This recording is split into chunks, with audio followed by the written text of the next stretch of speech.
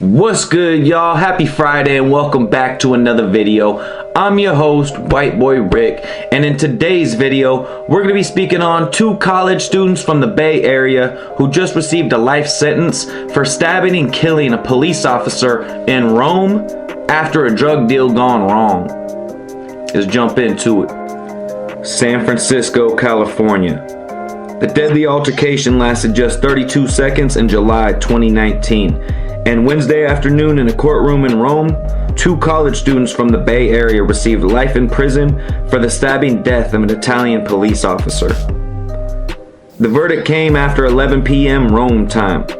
It took the panel just a day to decide. A long ordeal is over for the victim's widow, but the defendant's lawyers and their parents pledged to appeal. 21-year-old Finnegan Elder of San Francisco learned to speak Italian during his 22 months in a Rome prison. And you could see it on his face as he realized the verdict. Guilty of the murder of Deputy Brigadier Mario Cecilio Rega, and his sentence, life in prison. Officer Cecilio Rega's widow, who had just married the officer the month before his death, burst into tears, hugging her lawyers and her husband's partner, who was there during the deadly altercation. 20-year-old Gabriel Natale Horth of Marin County received the same sentence. He struggled with Rega's partner, Andrea Varale, that night. In newly released videos, Varale insisted he and Cecilio Rega identified themselves as police as they approached the Americans at 3 in the morning. Elder and Natale Horth thought they were meeting a drug dealer's contact so they could return the backpack they stole after a drug deal went bad. But Elder insisted neither officer identified themselves that night. They were in plain clothes with no weapons, badges, or handcuffs. Elder testified on March 1st, and in the blink of an eye, they turned around and rushed us without saying a single word. Cecilio Regas pinned Elder to the ground, and the young man stabbed the officer 11 times with a combat-style knife. Elder told the court on March 1st, "I'm truly sorry and deeply saddened for the loss of Mr. Cecilio." The day started with symbolism before the deliberations. Father and son, fingers crossed. The widow wearing her husband's ring on a chain around her neck. Elder flashed his crucifix to his co-defendant and motioned to heaven. Leah Elder, Finn's mother, texted the I-Team Wednesday afternoon that she is stunned, heartbroken, and angry. While the appeals move forward, Mrs. Elder told us, "I'm going to focus on Finn's survival right now. It's my only concern." Dan reported on the case in an hour-long documentary called 32 Seconds, A Deadly Night in Rome. Alright y'all, so let's jump into this one.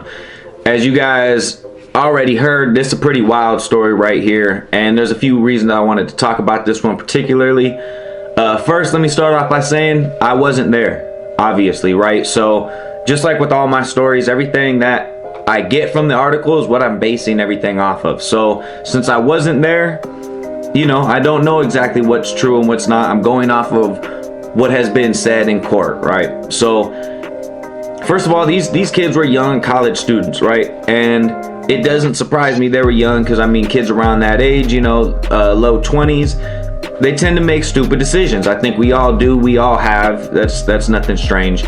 But they make stupid decisions, and their first stupid decision was getting involved in drugs, right? I mean, nothing usually good comes of getting involved in drugs, and especially, I mean, they're in college in a whole other country, so you don't know the people like that. You don't really know who you're dealing with. So to be purchasing drugs and getting involved in that in a whole nother country, in my opinion, it's just not wise. It's dangerous, you know, and it could very easily lead to something like this. I mean, they said it took like 32 seconds for this whole thing to play out. So in a blink of an eye, your life can change forever, just based off of one decision, right? So always keep that in mind when you guys are making your decisions, and when you guys are just living life, you know what I mean? It's so easy to get caught up in something that can alter your future forever. So these kids ended up buying some drugs, and the drug deal went wrong, and they ended up stealing a duffel bag or a backpack from the alleged drug dealers, right? So that's how it all started. And you got to think, if you're stealing from your drug dealer, shit can't really go too well after that. You know what I mean? And the incident after this didn't involve the drug dealer, but I mean, they stole a bag from the dealer. So in their heads, they already have to be prepared when they go to link up with them again for some shit to happen, which is why these boys had knives on them, because they needed to be prepared. We stole from the drug dealer. We got to protect ourselves in case they on some bullshit, in case they're trying to get their get backs, right? So, like I said, I don't advise getting involved in drugs, buying drugs, and definitely don't run off on your plug or steal from your plug or nothing like that. Never ends well. So they link up to exchange the bag, and the kid out of nowhere gets tackled by a police officer. And the kid stated that these police officers were dressed normal, regular clothes, no weapons, no guns, no handcuffs, no badge, no nothing. And they never announced themselves as police officers. So the thing about that is, if you're an undercover police officer, of course you're not going to go around announcing that you're police, right? But if you're running up on someone and tackling him, and you're a police officer, you may want to let it be known, like, hey, I'm a cop. Don't do nothing fucking stupid. You can't just tackle someone in the middle of the street and not announce that you're a cop and expect shit to just go well or them to listen to you. Because if that was the case, everybody out here in the streets would just tackle the shit out of people and tell them what to do and they comply. It doesn't work like that. So as a police officer, I understand needing to be undercover and whatnot, but at a certain point you have to announce who you are and why you're there, what you're doing. You know what I mean? Because as you've seen, he got tackled, and within 32 seconds the officer was stabbed 11 times to death. So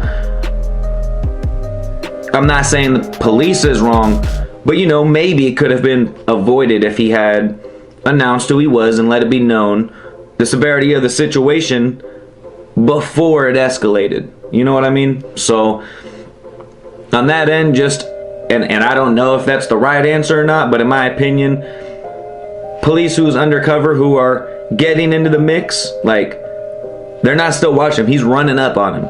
Just announce yourself, and things like this may not happen as often. But now back to the kid. I mean, even if it wasn't a police officer, I mean, you ran off on your plug, so of course you're gonna get tackled, whether it's police or the plug. Like, you did some shiesty shit, so yeah, expect that shit to come back to you. And that's why he had the knife, and that's why he started wetting up the police officer. Now, it's just, I don't know, it's a crazy situation, because I understand that these kids are young, they didn't know what was going on to the full extent. But if you're dealing with drugs and you're buying drugs, that's not really an excuse of, I didn't know he's a police officer, I didn't mean to, nothing like that. You know what I mean? Like, you stab someone to death, and there's really no way around it. So it's just kind of a weird, it's kind of a crazy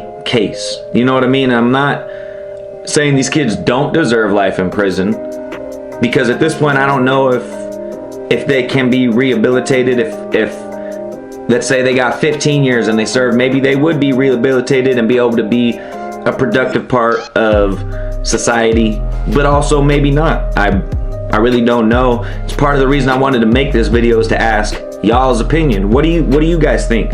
Do you think the kids should get life in prison? Do you think they should get a set amount of years and maybe given a second chance? Do you think the police officer or future officers need to announce themselves more? Or do you think undercover shouldn't have to announce that until they're detaining someone? You know what I mean? So I'm honestly kind of asking for your guys' opinion as well as offering mine. Again, don't get involved with drugs. There's nothing good comes of it, whether you're dealing them, buying them, using them. Nothing good comes from it. So try and avoid drugs at all costs, because again, you don't know what type of dealer you're gonna get. You don't know what type of drugs you're gonna get. It's just never really worth it. As far as police, again, I think I'm gonna stand by what I had said. if you're running up on someone like that, I think you need to announce who you are, because if that wasn't a police officer and that was someone trying to mug him and rob him, would that that young man still be in the wrong? You know, if that was just someone who was trying to mug him and he stabbed him because he got tackled in the street, would that young man still get life in prison? Would he still be wrong even though he was defending himself from an attacker? So there's a lot of things to look at with this one, and really, you know, stay away from the drugs. Know who you're dealing with. If you don't know who you're dealing with, don't deal with them, and just be on your P's and Q's. You know what I mean? Like, shit like this happens all the time.